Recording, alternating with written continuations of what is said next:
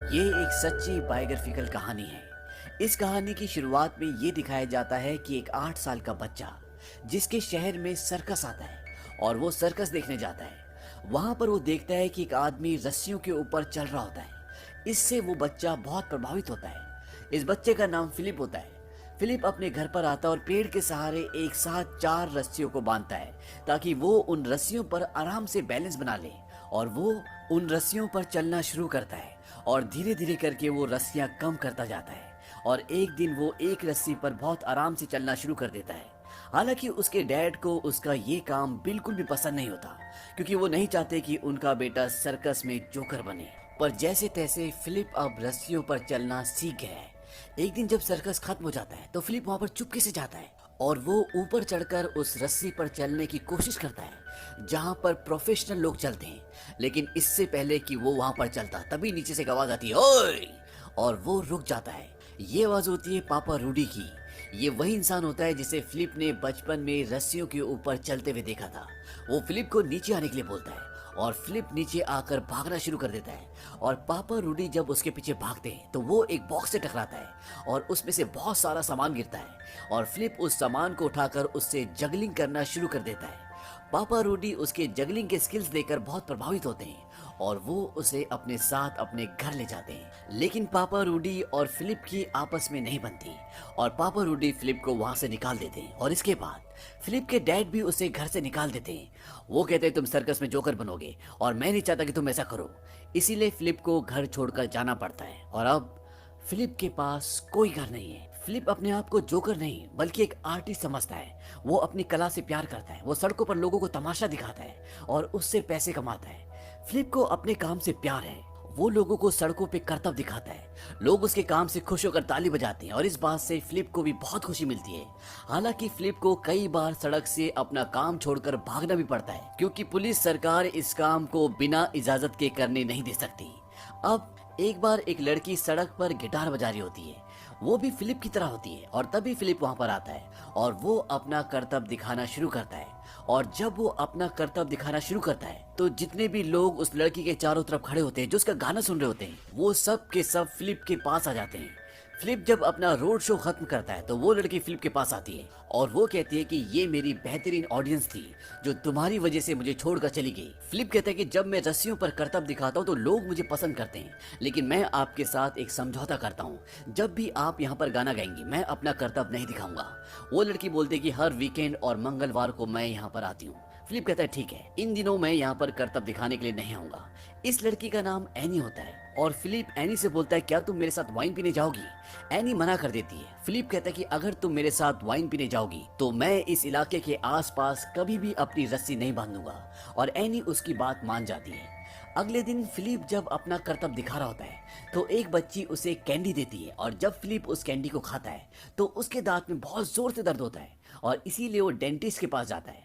Dentist के वहां पर एक मैगजीन होती है और जब उस मैगजीन को देखता है तो उसमें ट्विन टावर की फोटो होती है। ये दुनिया के सबसे ऊंचे टावर हैं और इन टावर्स को वर्ल्ड ट्रेड सेंटर भी कहा जाता है। अब फिलिप उस मैगजीन का पेज वहां से फाड़कर वापस आ जाता है और वो ये तय करता है कि एक दिन वो इन टावर्स के बीच में रस्सी लगाकर जरूर चलेगा। अब फिलिप एनी से मिलने जाता है, उसके साथ वाइन पीने जाता है और वो उसे अपने सपने के बारे में बताता है। वो कहता है कि भले लोग मुझे पागल क्यों ना समझें, लेकिन मैं ये करना चाहता हूँ। एनी उसे सपोर्ट करती है। वो कहती है कि मुझे तुम्हारा सपना अच्छा लगा और यहाँ से इनकी एक छोटी सी मुलाकात प्यार में बदल जाती है। इसके बाद एनी अपने आर्ट स्कूल में 2 पेड़ों पर इसकी रस्सी बंधवा देती है और फिलिप अब एनी के सामने वहां पर प्रैक्टिस करता है, जिससे वो एनी से मिल भी लेता है। अब एक दिन जब फिलिप वहां पर प्रैक्टिस कर रहा होता है तो उससे मिलने के लिए एक फोटोग्राफर आता है जिसका नाम जीन लुइस होता है और वो फिलिप की कुछ फोटोज लेना शुरू कर देता है। फिलिप उसे बताता है कि मैं अमेरिका जा रहा हूँ और मैं वहां पर एक ऐसा कारनामा करूंगा जो इस सदी का सबसे बड़ा कारनामा होगा।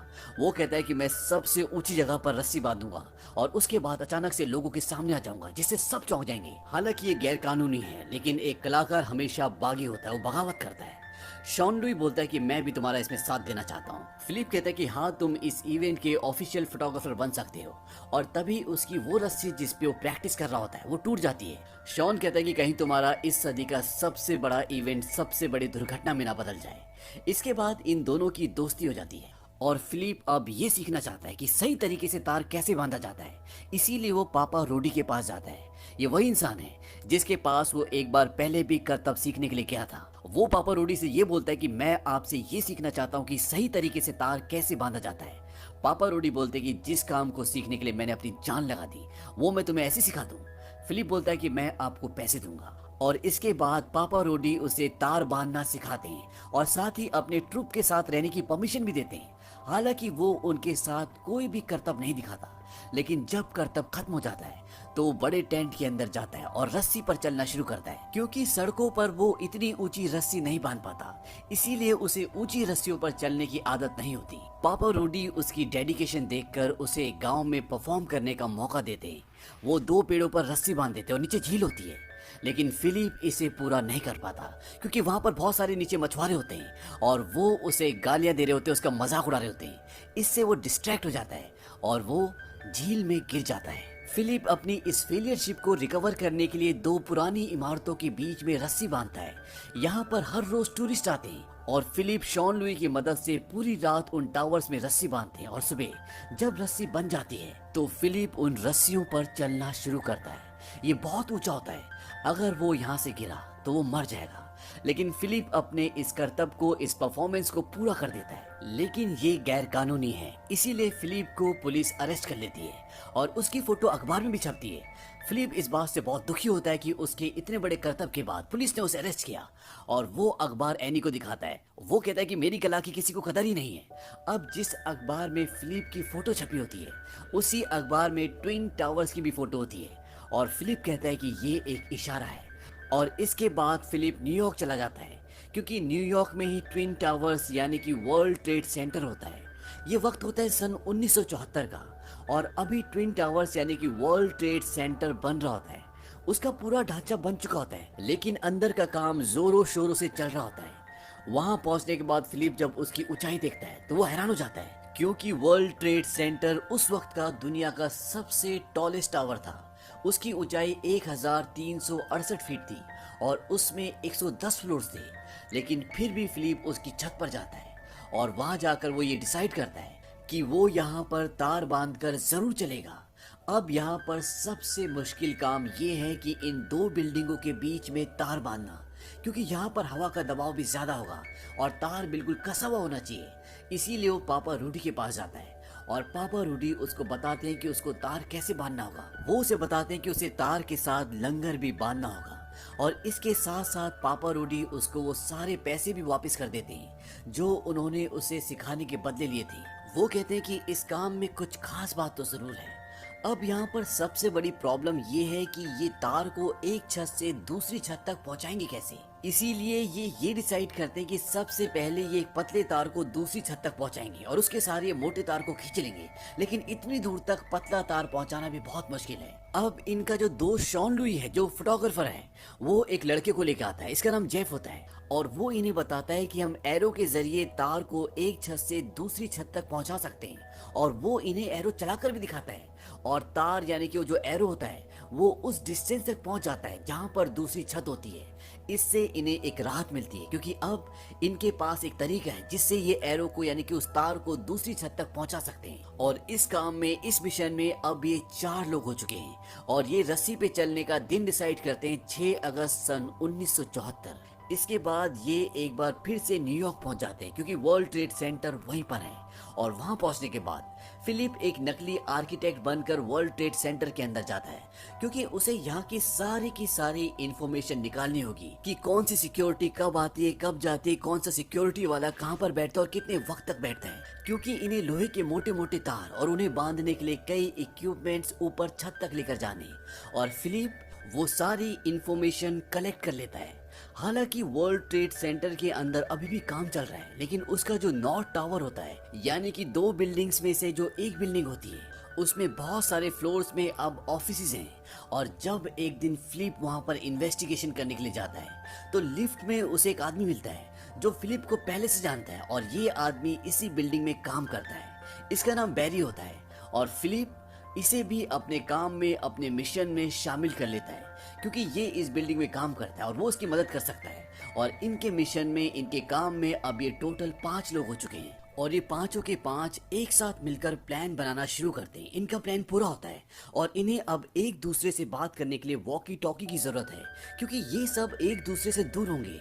और ये एक शॉप पर जाते हैं और शॉप वाला समझ जाता है कि ये किसी प्लान को, किसी काम को अंजाम देना चाहते हैं, क्योंकि ये पुराने टाइप के खास तरह के वॉकी टॉकी खरीदना चाहते हैं। और दुकान वाले के पूछने पर, उसके शक करने पर, ये उसे अपना पूरा प्लान बता देते हैं और वो भी इनके प्लान में शामिल हो जाता है।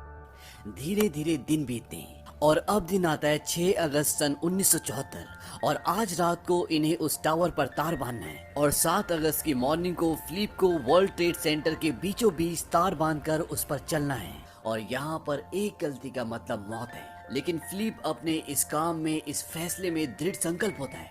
चाहे कुछ भी हो जाए, वो उस तार पर चलना चाहता है और अपने इस सपने को पूरा करने के लिए वो अपनी जान से खेलने के लिए भी तैयार है। वो रात रात को सोता नहीं, उसके दिमाग में सिर्फ एक ही चीज आती है कि किसी भी तरह से उसे अपने सपने को पूरा करना है। और अगर फिलिप को उस तार पर चलना है तो उसे 7 बजे से पहले वहाँ पर तार को कसना होगा, क्योंकि 7 बजे वहाँ पर काम करने वाले एम्प्लॉयज आ जाते हैं और अगर 7 बज गए तो वो उसे वहाँ पर तार बांधने नहीं देंगे, तार पे चलने नहीं देंगे। इसीलिए इन सबको अपना काम ऑन टाइम करना होगा। 6 अगस्त सन 1974 को ये सब के सब अपने इस मिशन पर चल देते हैं। बैरी कुछ लोगों को अपने ऑफिस में छुपा देता ताकि रात होने पर वो सब बाहर निकल जाएं और ये छत पर पहुंच सके। अब इनकी आधी टीम को एक टावर पे और दूसरी बची हुई टीम को दूसरे टावर पर पहुंचना होगा ताकि ये दोनों तरफ पहुंचकर तारों को कस सके। लेकिन यहाँ पर छत पर पहुंचना इतना आसान नहीं है, क्योंकि यहाँ पर सिक्योरिटी बहुत टाइट है। लेकिन फिर भी काफी रुकावटों का सामना करने के बाद ये दोनों टीम्स छत पर पहुंच जाती है और दूसरी छत से एरो फेंका जाता है और एरो वहां पर इन्हें रात को नहीं मिलता, क्योंकि वहां पे अंधेरा होता है। लेकिन बहुत ढूंढने के बाद फिलिप को वो एरो मिल जाता है।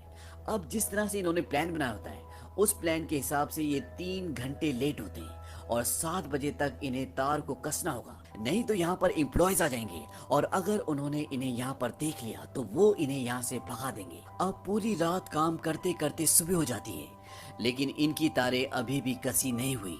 तभी इन्हें एक पहिया घूमता हुआ नजर आता है और ये लिफ्ट का पहिया होता है, यानी कि लिफ्ट से कोई ऊपर आ रहा है और इन्हें लगता है कि अब ये नहीं बचेंगे। तभी इनके सामने एक आदमी आकर खड़ा हो जाता है। इन्हें लगता है कि इनका खेल खत्म, लेकिन वो आदमी ने कुछ नहीं कहता और वो वहां से चला जाता है। उसके जाने के बाद इनकी तैयारियां जब पूरी हो जाती है तो फिलिप अपना कॉस्ट्यूम पहनता है, क्योंकि ये उसकी जिंदगी का सबसे बड़ा मंच है और वो अपनी कॉस्ट्यूम पहनना चाहता है। लेकिन उसकी कॉस्ट्यूम ऊपर से नीचे गिर जाती है। इस बात से उसे बहुत गुस्सा आता है, उसे बहुत दुख होता है। लेकिन फिलिप को अब किसी भी हालत में इस तार पर चलना होगा और वो इस तार पर चलना शुरू करता है। जो सपना उसने कई महीनों पहले देखा था, आज वो सपना उसके सामने है। हालांकि यहाँ पर एक गलती का मतलब मौत है, लेकिन फिलिप फिर भी इस तार पर चलना शुरू करता है।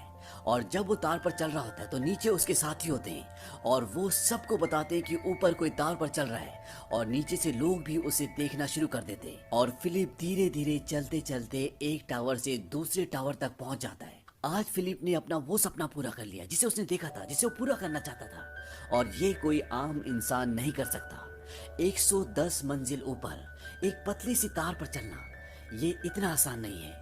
अब फिलिप जब दूसरे टावर की ओर पलट के देखता है तो उसे लगता है कि वो टावर उसे वापस बुला रहा है और वो एक बार फिर से उस तार पर चलना शुरू करता है। और इतना ही नहीं, जब वो बीच में पहुंचता है तो वो नीचे भी देखता है। ये इतनी ऊंचाई होती है कि नीचे उसे कोई दिख भी नहीं रहा होता। हालांकि ये भी एक रूल होता है कि जब आप किसी तार पर चलते हैं तो आपको नीचे नहीं देखना चाहिए, लेकिन आज फिलिप सारी सीमाएं तोड़ देना चाहता है। वो न केवल नीचे देखता है बल्कि वो उस तार पर बैठता भी है और इतनी ऊंचाई पर वो हर वो चीज करता है जिसके बारे में कोई आम इंसान सोच भी नहीं सकता। अब जब वो दूसरी तरफ पहुंचने वाला होता है तो वहां पे पुलिस आ जाती है और इससे पहले कि पुलिस उसे पकड़ती वो घूम जाता है और इसके बाद कई बार फिलिप उस तार पर आगे और पीछे करता है और फाइनली वो दूसरी तरफ पहुंच जाता है। उसके पहुंचते ही पुलिस उसे हथकड़ी पहना लेती है, क्योंकि ये एक गैर कानूनी काम है। और जब पुलिस फिलिप को नीचे ले जाती है तो वहां पर जितने भी वर्कर्स होते हैं, जितने भी लोग होते हैं, सब फिलिप के लिए तालियां बजाते हैं। पुलिस फिलिप को पुलिस स्टेशन ले जाती है और जिसने उसे अरेस्ट किया होता है वो कहता है कि एक बात तो माननी पड़ेगी, तुम्हारे अंदर बहुत दम है। ऐसा कारनामा मुझे जिंदगी में फिर दोबारा कभी देखने को नहीं मिल सकता। Well done. और इसके बाद वहां पर बहुत सारी प्रेस भी आती है और वो सब के सब फिलिप को कवर करते हैं। वो उससे पूछते हैं कि तुमने ऐसा क्यों किया। फिलिप कहता है क्यों किया इसका जवाब तो नहीं है, लेकिन जब भी मुझे तार बांधने की कोई खूबसूरत जगह दिखती है तो मैं तार बांध देता हूँ। फिलिप पर केस चलता है और जज उसे सजा सुनाता है। वो उसे ये सजा देता है कि पार्क में वो कम ऊंचाई पर बच्चों के सामने अपने सारे करतब, अपने सारे आर्ट दिखाएगा। अपनी इस कामयाबी के लिए फिलिप अपने सारे साथियों को शुक्रिया कहता है। वो कहता है कि अगर तुम मेरे साथ नहीं होते तो मैं ये काम कभी नहीं कर सकता। इसके साथ साथ जिन लोगों ने वर्ल्ड ट्रेड सेंटर बनाया था, उन लोगों में से एक आदमी को फिलिप का काम बहुत अच्छा लगता है और वो उसे एक पास देता है ताकि वो कभी भी यहाँ छत पर आ जा सके। लेकिन वो उसे ये भी कहता है कि दोबारा इन छतों पर तार कभी मत बांधना। फिलिप को पूरे दुनिया में मान सम्मान मिलता है। उसने जो काम किया उसकी पूरी दुनिया में वाहवाही होती है। फिलिप अपना सपना इसलिए पूरा कर पाया क्योंकि जितना बड़ा उसका सपना था उतना ही बड़ा उसका जुनून और उसकी मेहनत थी। फिलिप के साथ साथ इस दुनिया में जितने भी लोगों ने अपने लक्ष्य को पाया है, जितने लोगों ने भी कामयाबी हासिल की है, उसके पीछे कारण सिर्फ एक ही था।